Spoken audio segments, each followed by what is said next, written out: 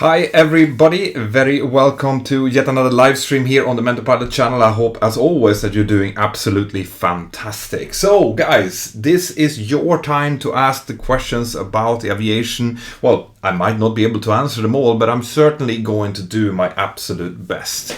I've seen that I've already gotten a few questions. One of my valuable users in the Mentour Aviation app, Cameron, was asking, why don't we make pushback trucks more powerful? Because it feels like it's going really slow when we're pushing back. And the answer to that is that the pushback trucks that we're using at the moment are plenty powerful, right? It has nothing to do with the speed. Well, in some cases, it actually does a little bit, because they're using a very high gear, so they have an enormous amount of torque, which means that they can push back anything from a little 737 to a huge Airbus 380 using the same speed. But the speed has to be quite slow, because there's a person walking next to the pushback truck normally in order to monitor that the start is happening properly, that there's nothing happening to the engine, and also that everything around is safe. Okay, so to make sure that they don't push into something, for example. So we can't really speed up the pushback process much, because that would come with additional risks to everyone around. So that's the main reason. And also we have to be really careful, because the pushback truck is connected to the weakest part of the landing gear, which is the nose gear. If we put too much stresses on the nose gear, especially during a turn, then we might potentially damage it. So that's the reason why the pushback is so slow. Okay, it kind of has to be. I see that I have the first question on the super chat. Unfortunately, that was pulled back. So guys, and that's a good kind of time for me to explain that if you guys have a question that you really want me to answer, thinking that I wonder what Petter thinks about this, well, then use the little $ thing on your chat. That will send a super chat message. It means that you can donate an amount to the channel and the work that I do, and it also highlights your question to me so that I can answer it. Right? I do my best, and I do guarantee that I'm going to answer all super chat questions, and then I'll take questions from the normal chat as well, of course. So that means that we have the next super chat questions, which is once again didn't work. Now I can't really even read the name there, unfortunately. But tell you what, if you ever find yourself in this situation where you put a super chat question in, but it doesn't come through for whatever reason, well, then go to the Mentour Aviation app, go to submit feedback in the settings, and that will send me an email. Right? And if you just put super chat question as the header to that email, I will answer it for you. So don't worry about it. You will definitely get an answer to your question. Right, more questions. So people are saying they love me. Well, I'm all blushing here. That's great to hear. I also saw a fellow YouTuber in here, Swiss001. Great to have you here, man. I know that we have a lot of cross-intersecting channel viewers, so I'm pretty stoked to have you here, and I hope that you have some questions for me as well that I can help you out with. It's always nice to see other YouTubers here answering and asking questions. And also, I know that you have had the app, and I don't know if you have been active in the app lately, but I would love to have you into the app as well in the chat, because we have people already in there, like Flight Shops has been in there, 74 Gear has been in there a few times. So you know, I'm trying to get more of these aviation YouTubers to come in and join and ask questions inside of in the app. If you don't know what the app is, if you haven't heard of it before, it's Mentour Aviation. You have the free download links down here in the description of the video. The only thing that you need to do is to go in to mentourpilot.com/apps and download it for either iOS and Android. It's completely free to download. You'll get free news, forums, chat, all that stuff, and you can also buy instructional videos where I instruct you guys on how to fly and operate the 737 in I have about 2 hours of instruction in there at the moment. People are asking what the trim function, what the trim trim rudders and trim function is. Basically, trim is what we use if we have consistent forces that we feel in the either the rudder or the yoke. So let's say, for example, that I feel that I have to sit and I'm flying manual flight, and I have to constantly push or pull a little bit on the yoke in order to maintain level flight. Well, then I use my trim, which will reset the stabilizer a little bit in order to take that away, so that at that speed and at that attitude, I don't have to move much. It takes away workload from the pilots. You can go out on YouTube and find really good videos about what trim is if you're interested in that. More questions. Mentour Pilot, let's see. It's going so fast that I'm missing people here. Any news about the Mentour Pilot program you have mentioned? I'm guessing you're talking about the Airline Pilot Club, the APC. Yeah, there are a newsletter being formulated, sending out very, very soon. It's great. The work that we're doing is really interesting, I have to say. Like me and the rest of the team and the O'Shea, for example, of the Airline Pilot Group, we've come up with a lot of goodies for you guys. But we're running up with a little bit of issues, especially in Europe when it comes to the funding. So there will be more coming about that very, very soon. I hope that you've all signed up to the newsletter by now. You can find it on mentorpilot.com as well to make sure that you get all of the latest information about it. Let's see if we have any more super chat questions. It doesn't seem to be the case. So guys, once again, if you do have anything that you want to ask me and you can't get through in the normal chat, well then use the super chat function that I will definitely see. Mentour Pilot, can you explain a little bit about the functionality of the yaw damper? Thank you in advance. I did a video about the yaw damper just 2 weeks ago.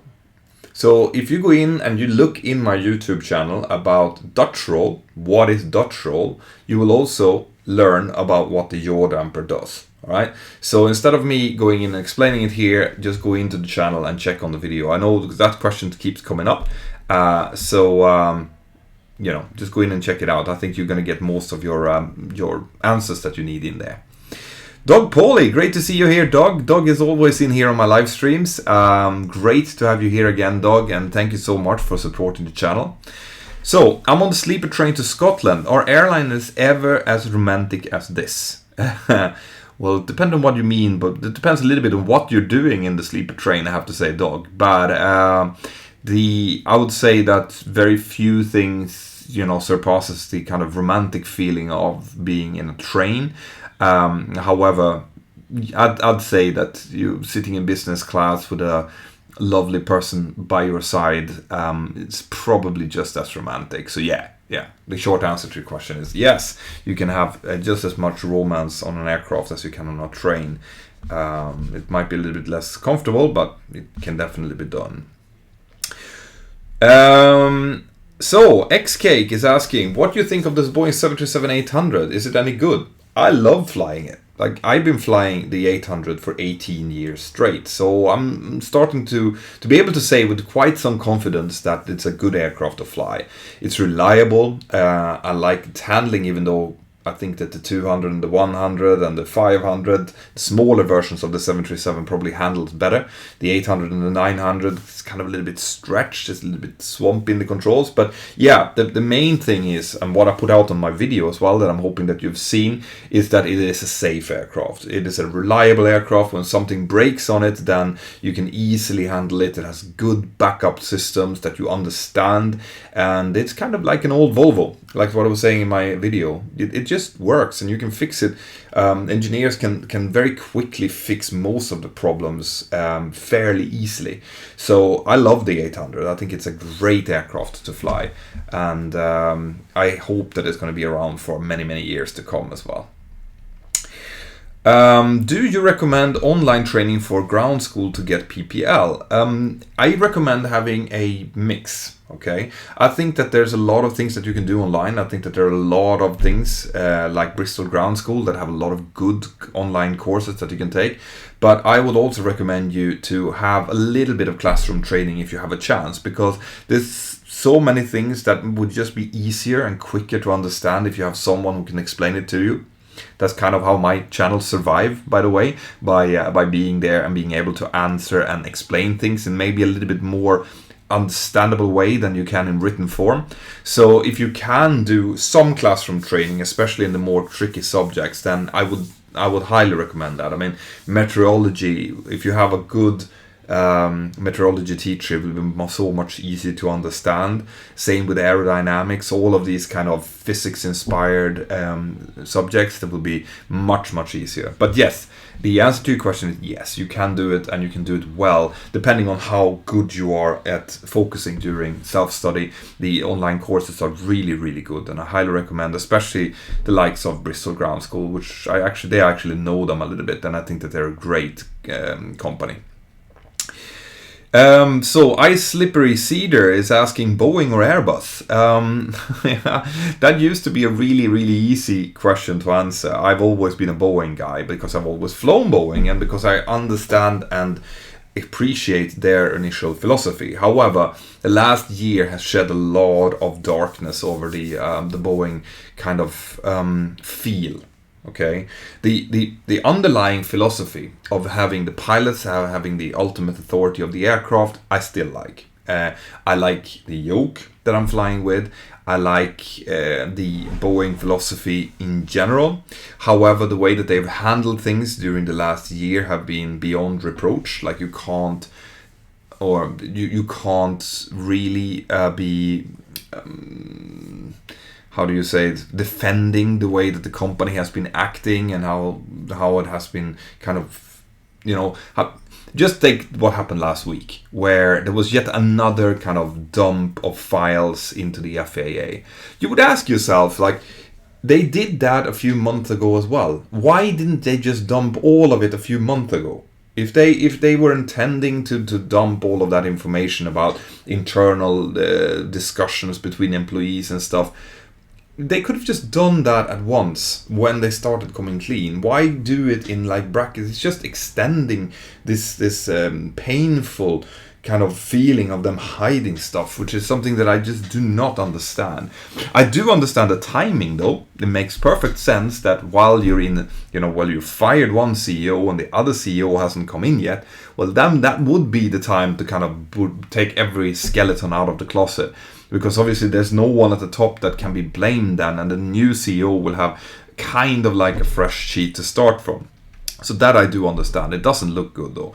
But at the moment, I would say that I like the aircraft that Boeing have been providing, but I like the philosophy, the company philosophy of Airbus better. That's my honest answer to that question. Soser Lee, thank you very much for supporting. What do you think of the Airbus 350 XL? I love the Airbus 350 to start with. The actual XL I haven't looked into much. The longer range, it doesn't really matter. The Airbus 350 is a quiet, nice aircraft to go in as a passenger. I've looked into the cockpit. It looks beautiful. It's like state of the art, really, really modern cockpit and ergonometry. This is something where Airbus actually is a little bit ahead.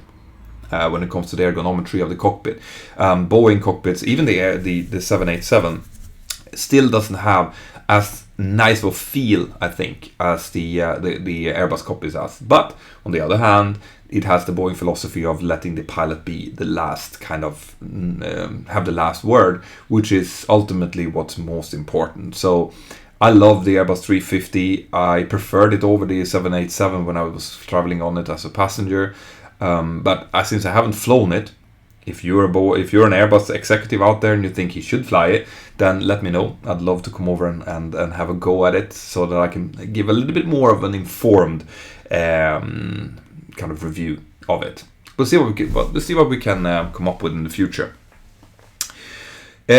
Charlie Bruxton, hi Mentor, any advice for pilot interview? I have plenty of advice for a pilot interview, and in fairness, this is what the Airline Pilot Club will be giving. All right, the Airline Pilot Club is set up to be filling in the holes that we have found. That I have found as being a YouTuber, but also a training captain, a type rating instructor and examiner for 14 years.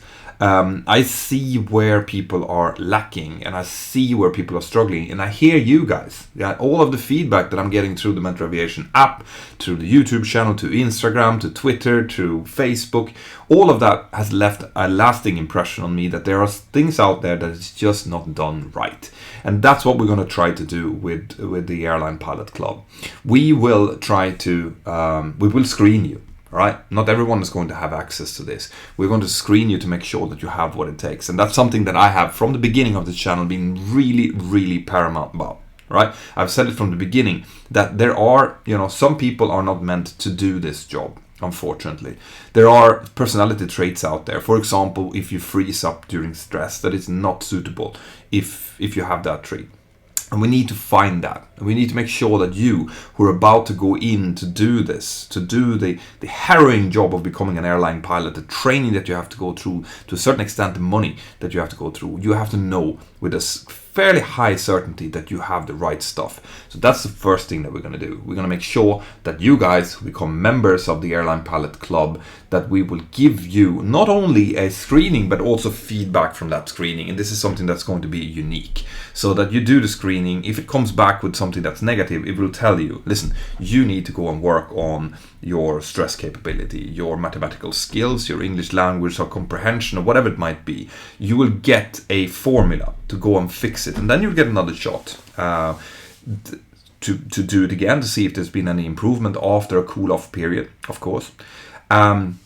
And then that's one thing. But we will also give you career advice. So those of you who are members of the club will get career advice from me, from Andy, from the team that has been working in the airline industry for many, many years. And that will include things like that. Maybe we'll not be able to give you a full course on how to prepare for an interview, but we will kind of point you towards other providers that can give you a full course if you're interested in it. But when it comes to the actual interview, if you're going for one now, you will need to be well prepared, as in you need to have good knowledge about the company that you're applying to. They will ask you questions about fleet size, about the types, which type you want to go on to, why. You need to be able to answer those questions. Also, you need to be able to answer why you are going for that company. Why are you not applying for any other company? Why would you be a valuable employee to that company? And then you need to be able to answer questions about the previous training that you've done. If you have previous experience, they're expecting you to be able to talk a little bit about the aircraft that you've been flying on. If you haven't got any previous experience, well, at least you have your training.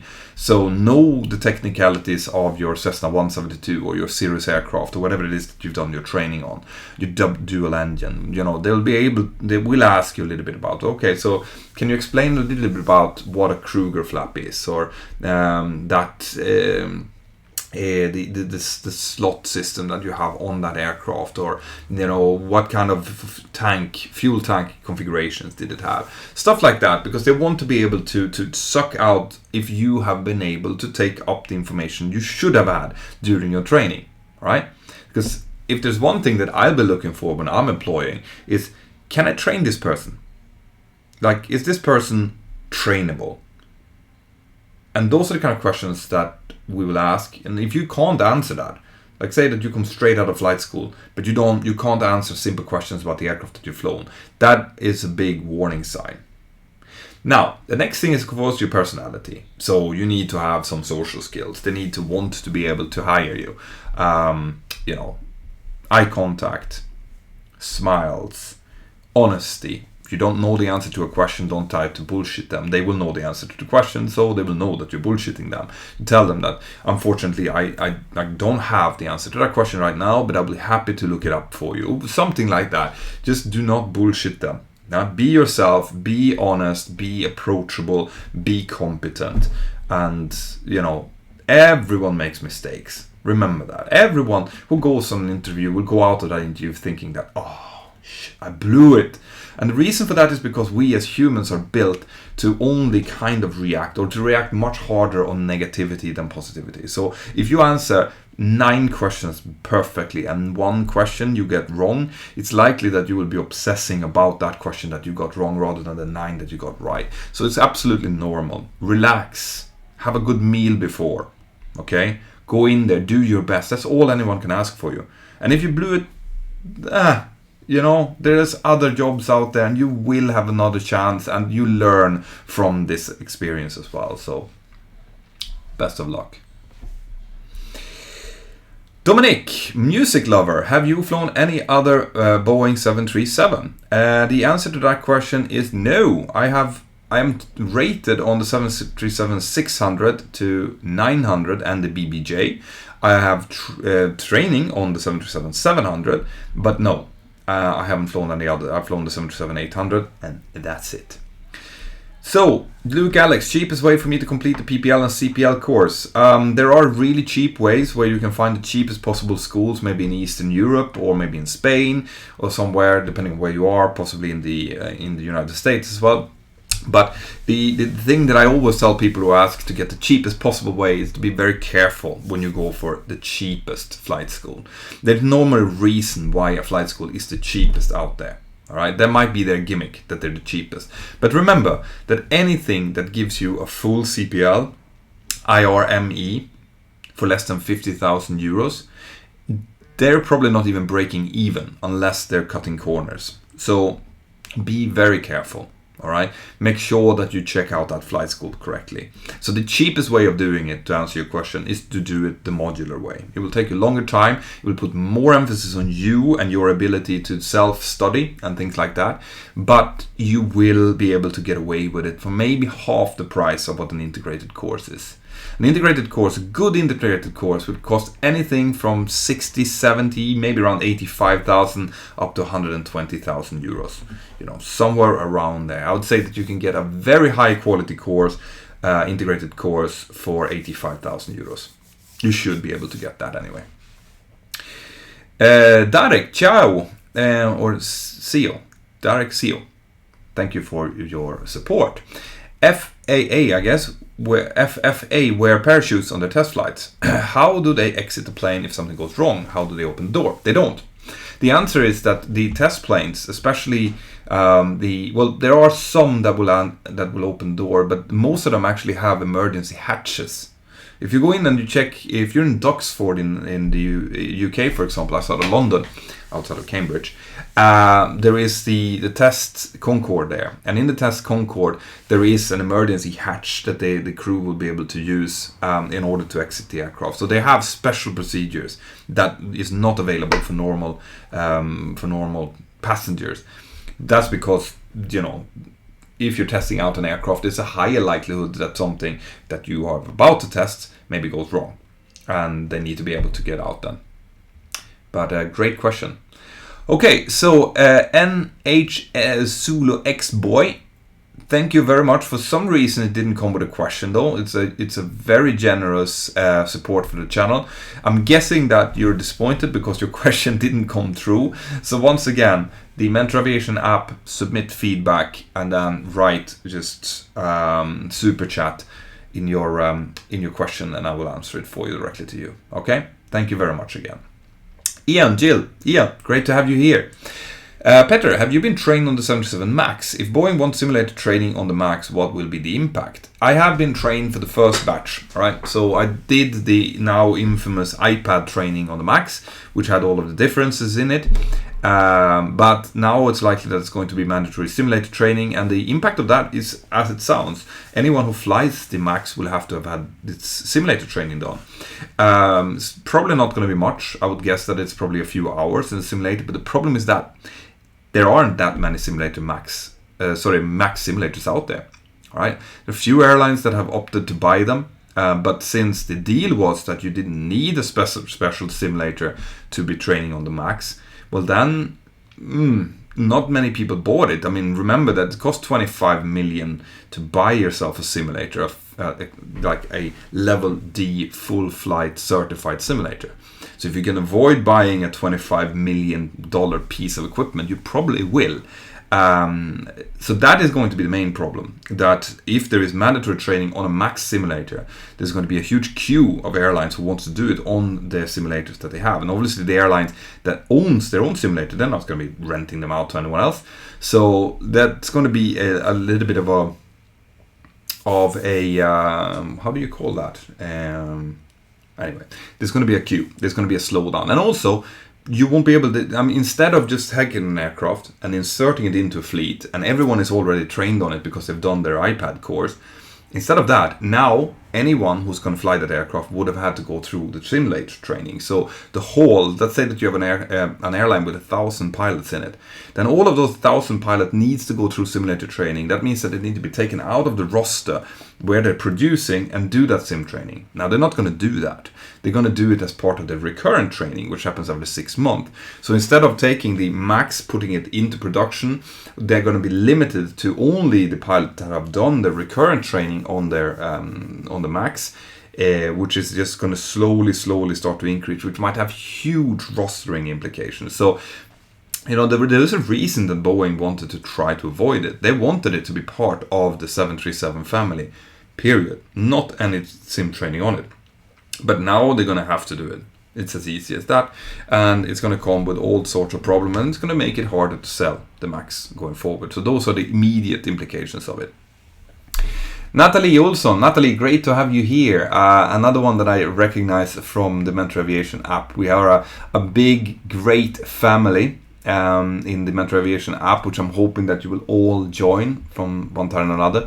Even if you're just casually interested in aviation, well, you probably wouldn't be here watching this YouTube live stream, but you'll get loads of daily news coming out to it. So it's a great way to just keep up with what's happening in industry. And then you can also take part in the chats that we have and the forums about current events, like the Iran event now is a quite hot forum.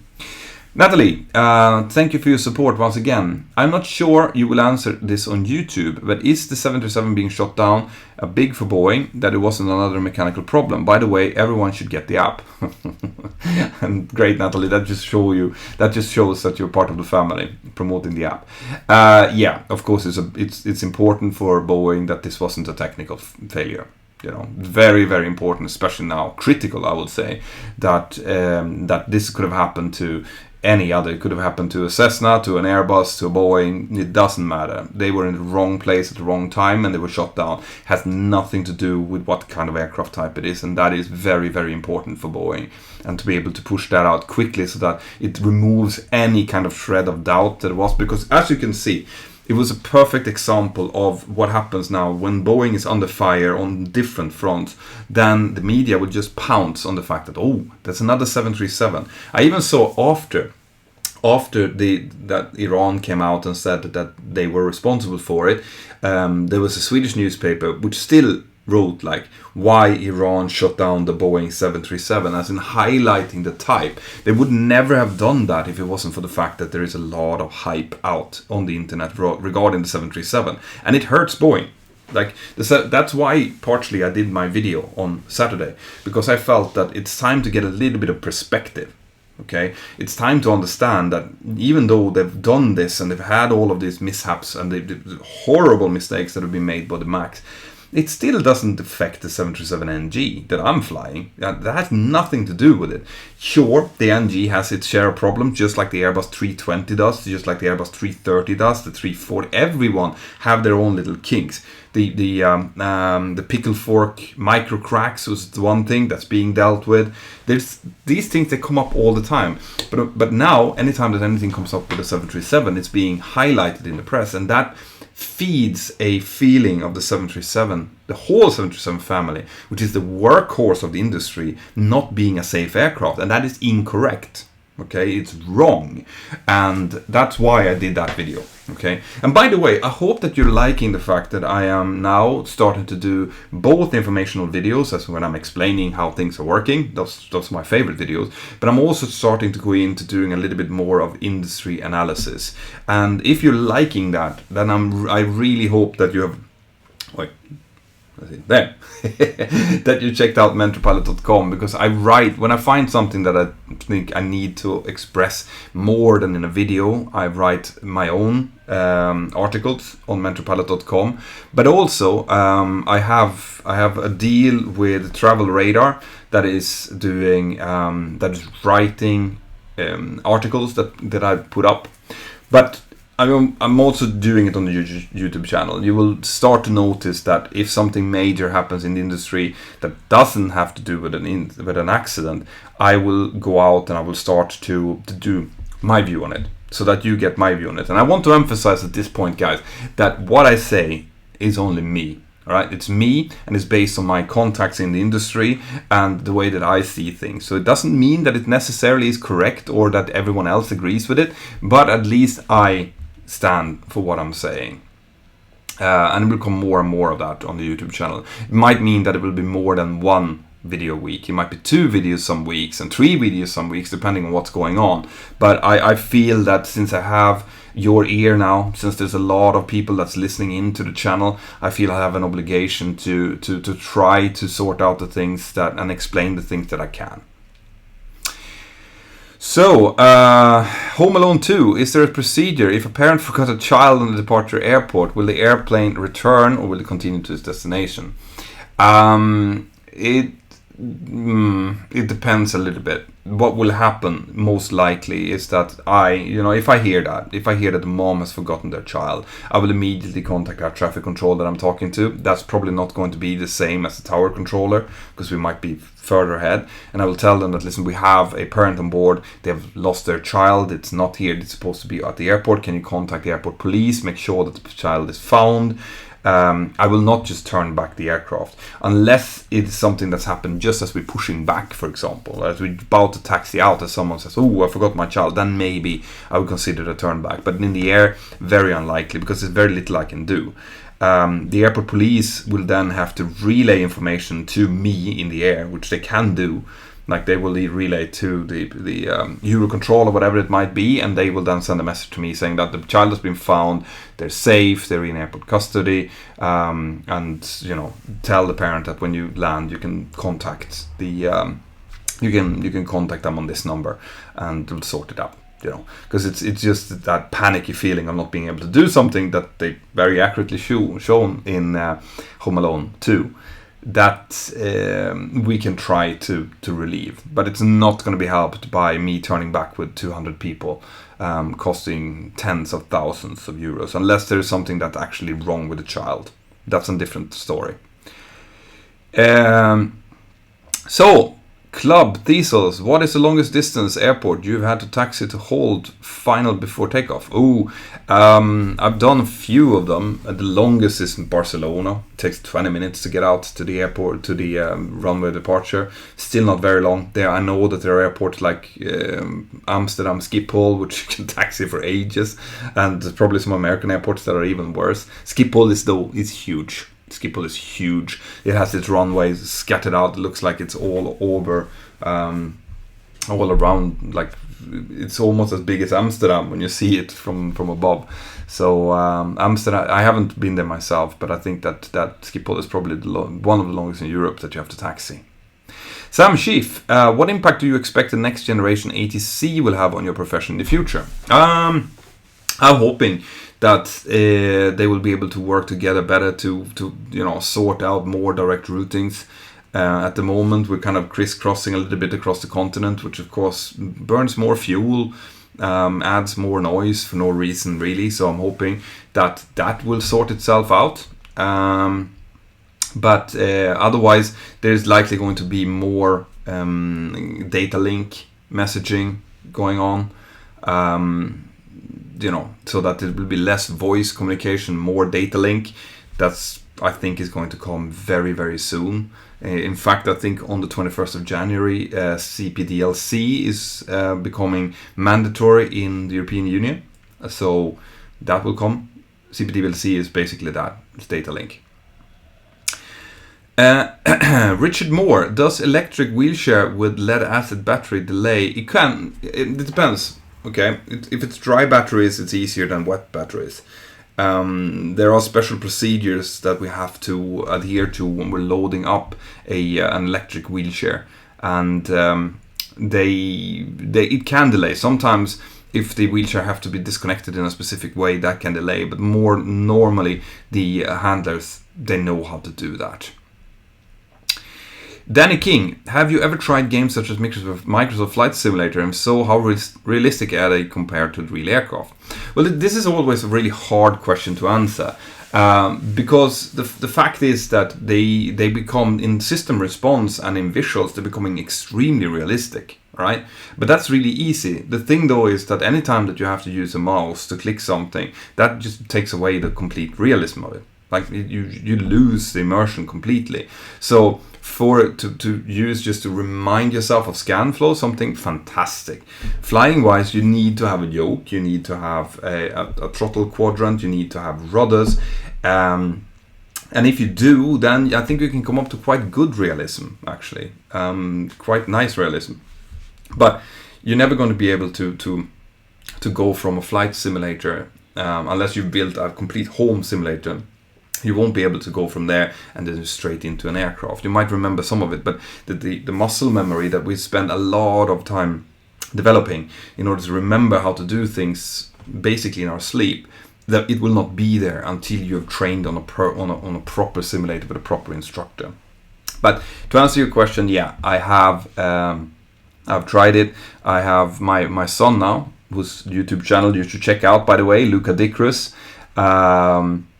I might link to it down here, but it's a link in my latest video. Just towards the end, when the sponsor message starts, then I have a link to Luca Dicrus. Check that out, because any sim videos that I might do, I'm going to do on his channel. I'm not going to do it on the Mentor channel. So check his channel out, give him some support. He's only 10 years old, and he would love to do like I do. So check it out. But he has X-Plane 11, and we've just given him a yoke, throttle quadrant, and some rudder pedals for him to start to practice it, because he loves flight simulators. But I'm looking forward to Flight Sim 2020. It looks awesome. Michael Carger, thank you very much for your support. Same with Thomas Thompson. To you. Alessandro Sorsi, of course Iran Air Force is to blame, but how can an airliner be allowed to take off during military operations? The airport itself could be a target. Yeah, but the thing is, though, when it comes to this, people have been asking this on Twitter, though, for 2 days now. And the thing is, they weren't in a full-out kind of conflict. You had the US, who had targeted the Iranian general in Iraq, so that's not in the same country. And then you had Iran, who just started to send away robots, but they hadn't declared war. There was no official declaration of war, which means it's really, really hard for the airport authorities and the authorities around the world to say, okay, we have to close down the airspace now, because there's no official thing going on. It's just that it's just been an attack from Iran. And of course, they wouldn't have closed down the airspace before that, because that would have told whoever they were shooting their rockets at what they were about to do. So it's a very tricky situation. In this case, it's very hard to assign any blame other than towards the ones who shot down the plane. It's as easy as that. You can't really blame an airline for continuing to operate if the airspace is open and they have people that are about to travel. Because, where do you draw the line then? When do you draw the line that it's too dangerous? I know the FAA went out and said no. And in hindsight, of course, they should have closed down the airport if they knew that there was this kind of military activity going on that close to the airport. But it's always easy to look back and say that this is what people should have done. Okay, Tobias Johnson, what do you do to not be afraid of flying? I'm just scared when I'm up in the air. Älskar dina videos och de hjälper. Yeah, the problem with fear of flying is that it's very hard for me to tell you what you're gonna do, right? The fact that you're here and you're asking questions and you're watching my videos is a great help. It means that you will understand more about it, and when you understand something, it's less likely that you're gonna be afraid of it.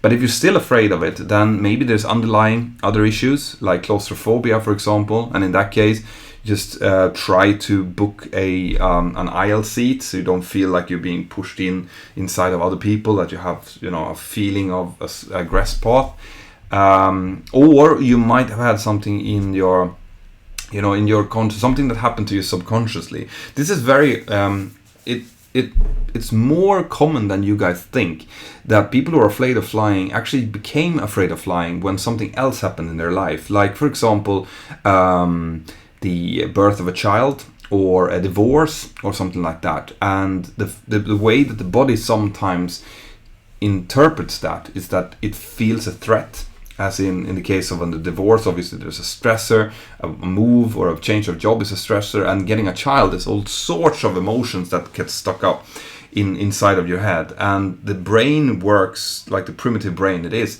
and it just tries to find a threat. Why do I feel like this? What threat do we have? And if you have done a flight in association with that event, sometimes the brain takes all of that anxiety and it just projects it towards what is an obvious threat, which is sitting in a metal tube going at 800 kilometers per hour in the air.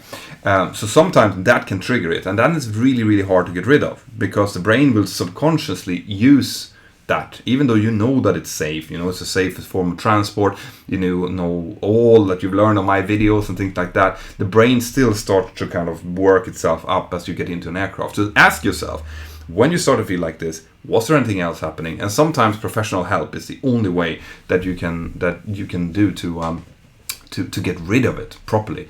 But definitely follow people like me, like Captain Joe, like Flight Shops, like 74 Gear. Learn as much as possible. Jeffrey McKee, love your videos. When you're landing and adding flaps, how do you combat the extra lift that's created by the flaps in order to maintain the glide slope? Yeah, you learn. That's why we do training in the simulator and in the real aircraft. When you take flaps out, you will get a ballooning effect. It means that as you're taking flaps, you do need to anticipate pushing forward a little bit of trim potentially. So these are all handling characteristics that you learn, all right? It's a part of adding the essential skill that you need in order to fly the aircraft, whatever aircraft you're going to fly professionally. Okay, guys, you're gonna have to stop the super chat questions now, because I have to go. I have to go to bed. So no more super chat questions, please. I'm gonna answer the ones that I have. Man, I have loads of super chat questions here. So, Christian Östlund, is the same airline usually assigned to a specific area of the airport, gates and parking spots, or are the airport spots organized another way? No, normally there are geographical areas. So when you taxi, for example, in Barcelona, when you pass certain taxiways, you get handed over to the next ground controller, for example, and then the tower will take care of the runways and those zones of the airport.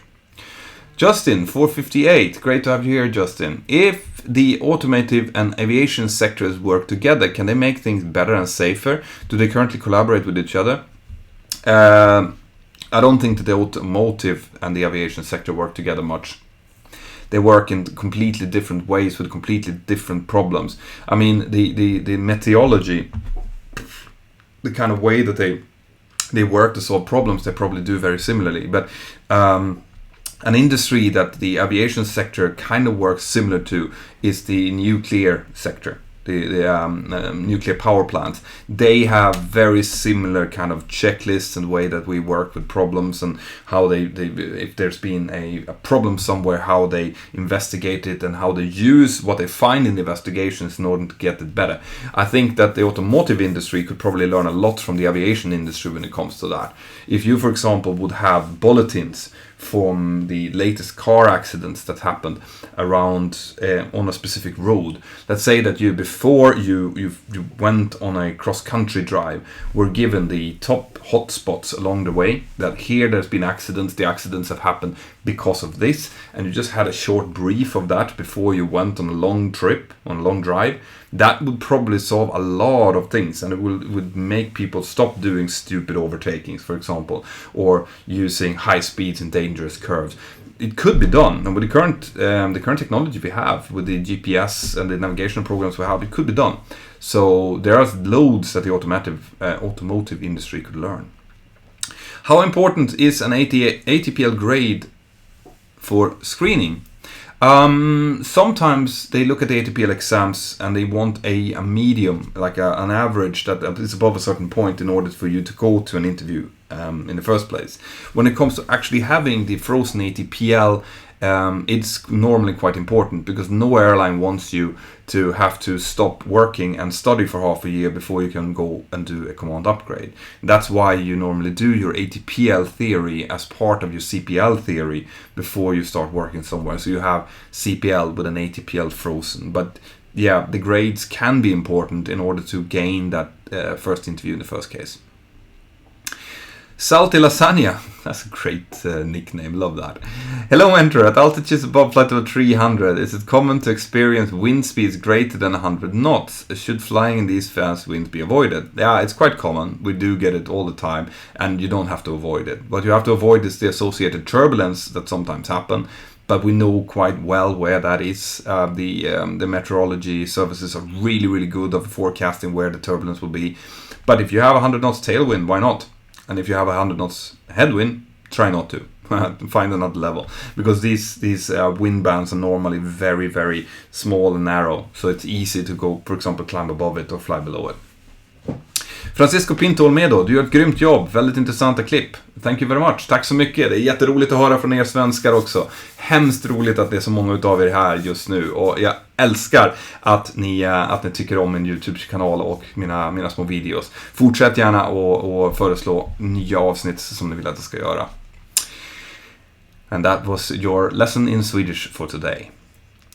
REB, flight simulator that you talked about your son using. What does it make sense? Does it make sense for me to train on it towards a PPL? It can be. All right. Like I said on my recent video, that you can use Skillshare, for example, where they have that course that I shown, where you have an actual teacher showing you how to do. Like, you will learn what to think about. You learn how to think and how to fly, but then you'll need to do normal training as well, of course. But any way that you prepare, especially in a simulator that is so high fidelity, like X-Plane 11, for example, that the new Flight Sim 2020 will be, will definitely help you. Like, you will recognize where all the switches are, for example. That will make a huge difference. You will know that you need to put a certain amount of rudder in as you're turning in order to keep the slip and skid indicator where it's supposed to be. All of those things you can learn before. And anything that you can learn before is good. What about the flight dispatcher role from Svolta 87? Yeah, what about it? It's, they are a very important part of the team. Very important that they do their job, and they organize all of the work outside of the aircraft, the fueling, the loading of the aircraft, the load sheets. All of that is done by the flight dispatcher. So they are a crucial part of the job, and I have done videos on that, so check that out. Amcal 999, what switch would have been left on in the flight deck to cause fuel to come out of the engine whilst the plane is being fueled? It happened the other day when I was waiting to board the 737NG. Well, coming out of the engine, it should never happen. Okay, if the start switch is left on, like if the start lever is left on, that could potentially, but it shouldn't really. There are the switches to stop that. What can happen though is that it can come fuel out of the wings. If you overfuel a 737, so if the stop valves are not working like they should, because they should feel as the aircraft, as the tank is being full, you should feel that and it should automatically close them. But you might have to monitor that, because if you're fueling and that is not being monitored and those switches don't work properly, well, then you'll have fuel starting to pour out through the vents in the wings. Okay, and this is one of the many reasons why you're not allowed to walk under the wings. Right? You know how you're always being directed around the wings, and that is partially because you could be showered in jet fuel otherwise, which is nasty and not good for your skin. Richard Moore, will the lead in my wheelchair batteries cause delays? No, I don't think so. Not the lead in itself. As long as the batteries can be properly disconnected and that the wheelchair is okay for flying. Like, you have to make sure that you have a wheelchair that is cleared for flying. You can always contact your airline that you're going to fly with. In case that, as long as that's the case, the lead in the batteries shouldn't cause any problem in itself. Young Mac, how do airlines determine the number of pilots assigned to each plane? Is it usually 10 to 20 pilots for a 737? Is your airline experiencing pilot shortages? There tend to be 5 to 6 crews per aircraft normally. So 5 to 6 crews. So that means 10 to 12 pilots for each aircraft that they have. That's a minimum kind of skeleton for it to work. My airline at the moment is actually having a little bit too many pilots, and that has to do with the 737 MAX. So since the 737 MAX hasn't arrived like it should be, the airline that I work for is starting to get rid of some of the NGs because they had contracts of doing that, but they're not getting the new ones. So all of a sudden we have more pilots than we were supposed to, which is why my airline has stopped recruiting for a while. But it will start as soon as the 737 MAX starts pumping in again.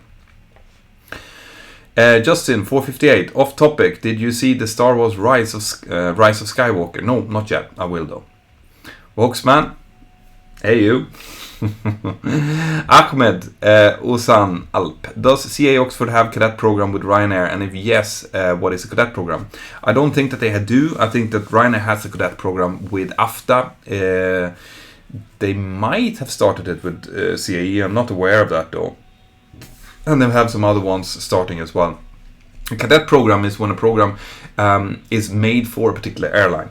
So sometimes it's a paid program by the airline. Sometimes it is it's not completely self-funded. But all of the SOPs, everything that you learn, it's going to be aimed at you working for that airline in the end. So that's what it is. Like, you will come out of a cadet program being kind of programmed to start working for a specific airline.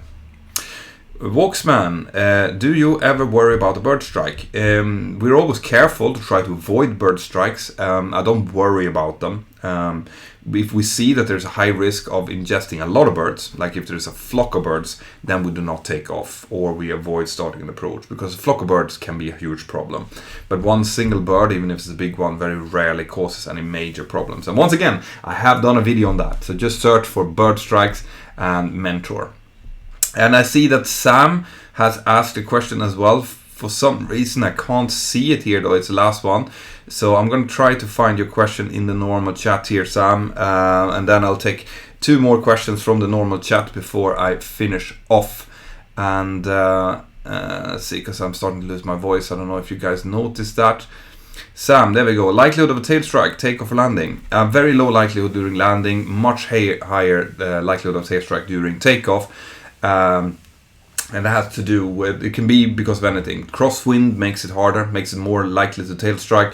Incorrectly loaded aircraft, the wrong speeds put into the FMC, all of these things. But I have actually done another video about tail strikes. So Sam, now you have something to look forward to. Check out my tail strike episode, and I go into quite good detail in there. And by the way, guys, while I have you here, I've already told you that the Mentour Aviation app is available for you for free. Right down here is the download, and I'll go in there and say hello to you after this live stream is done as well. I come in there almost every day. But if you want to learn how to fly a 737, if you want to see how a real pilot and a real crew works with things like, for example, a wind shear, or a TCAS escape maneuver, or engine failure after takeoff, and how we deal with checklists and who does what and everything, I highly recommend you to get the app, okay? And then you can go in and you can buy one of these collections that I have in there. Now, I would recommend you to get the all-in-one collection. That will give you 2 hours of instruction. That's all of my 360 collections in there. And the neat thing is that when you get it, right, there's a little description of it, and then you'll be able to kind of, use your fingers to scroll around. So in one video, you can watch both what the pilot flying is doing, what the pilot monitoring is doing, you can watch what switches they're doing. And I'm doing, for example, a full setup of the 737 from cold and dark until it's ready to taxi. So you'll get that in the all-in-one collection as well. And all of these 2 hours of instructions with me, is only $20. So go and check it out. And if you have a Google Cardboard headset, then if you put a headset on, the app has a VR menu as well. So it will feel like you're sitting on the jump seat with me and my crew as we're doing all of these things. So go over there and check it out. It's actually really, really cool. Okay, I see that there's one more super chat question that I can take before I will have to give up this thing. It's from Dion Starfire. How many languages does a typical international pilot need to know beyond English and their native language? Now, that's about it. As long as you have a full level 4 or higher English knowledge, and you can speak a local language, which normally the airline will require from you. Like if you fly for Scandinavian airline systems, you need to speak one of the Scandinavian languages plus English. But as long as you have that, then that's normal. I think most airline pilots are around there, 1, 2, maybe 3 languages, something like that. So why is it taking so long to get electrical aircraft? Yeah, it's because the energy density in the batteries. That's the simple answer to that. There's not enough energy in the batteries to power an aircraft for any length of distance yet.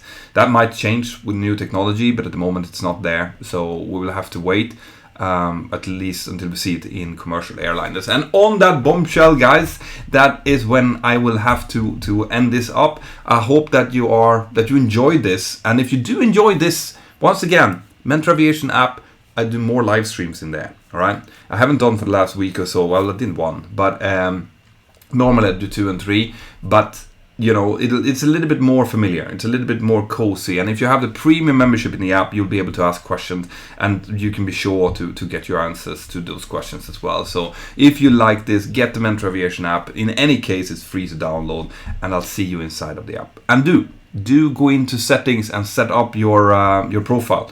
If you haven't done already, it's much cooler when I can see a picture of you or a picture of an aircraft or something. It just makes it feel a little bit nicer. Have an absolutely fantastic night, and I'll see you next time. Bye bye.